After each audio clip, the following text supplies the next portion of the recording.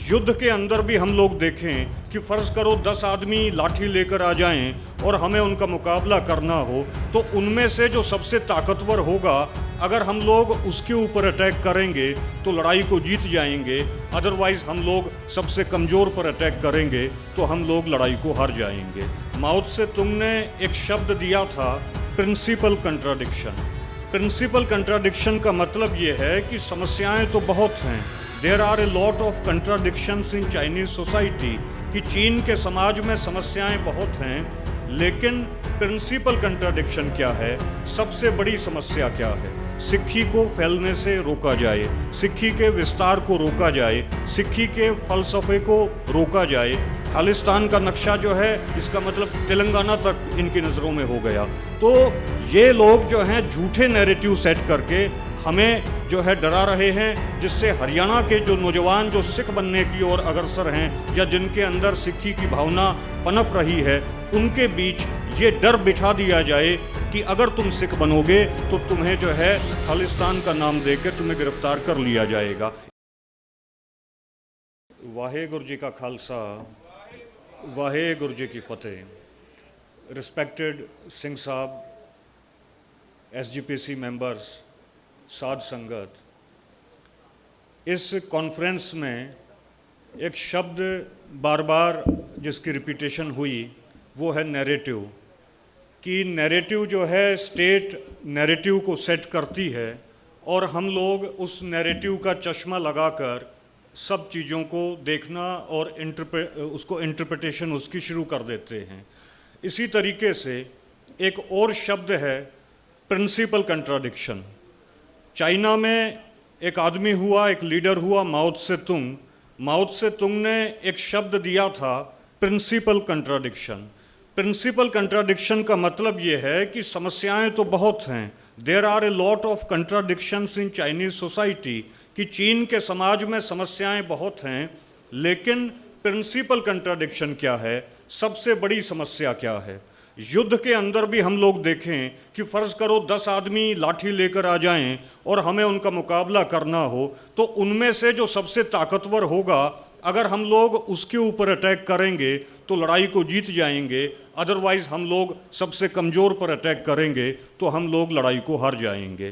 तो चाइना की सोसाइटी में माओ ने कहा कि प्रिंसिपल कंट्राडिक्शन है अमीर और गरीब की लड़ाई, प्रोलिटेरिएट जो सब कुछ हार चुका है, सर्वहारा की और पूंजीपति की, कैपिटलिस्ट की लड़ाई।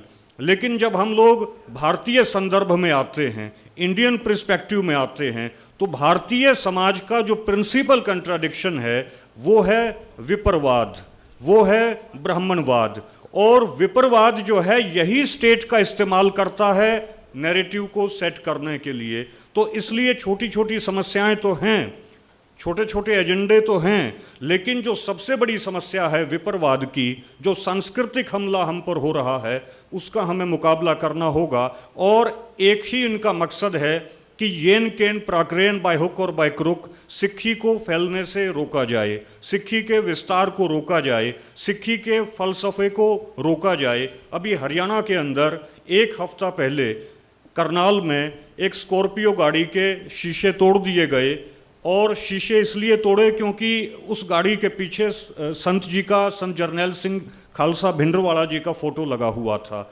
उसके बाद गिरफ्तारी उन लोगों की होनी चाहिए थी जिन्होंने उस शीशे को तोड़ा, जिन्होंने उस गाड़ी को नुकसान किया।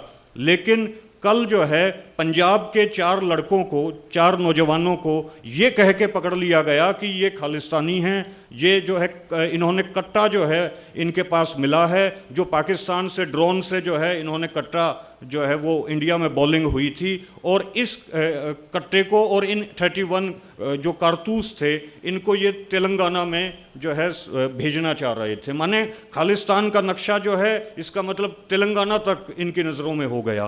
तो ये लोग जो हैं झूठे नैरेटिव सेट करके हमें जो है डरा रहे हैं, जिससे हरियाणा के जो नौजवान जो सिख बनने की ओर अग्रसर हैं या जिनके अंदर सिक्खी की भावना पनप रही है, उनके बीच ये डर बिठा दिया जाए कि अगर तुम सिख बनोगे तो तुम्हें जो है खालिस्तान का नाम दे के तुम्हें गिरफ्तार कर लिया जाएगा। इसी कड़ी में जो है भाई परवाना जी की गिरफ्तारी हुई, और इसी कड़ी में यहाँ पंजाब के अंदर ये हिंदू और सिख के बीच में जो है लड़ाई करवाना चाहते हैं।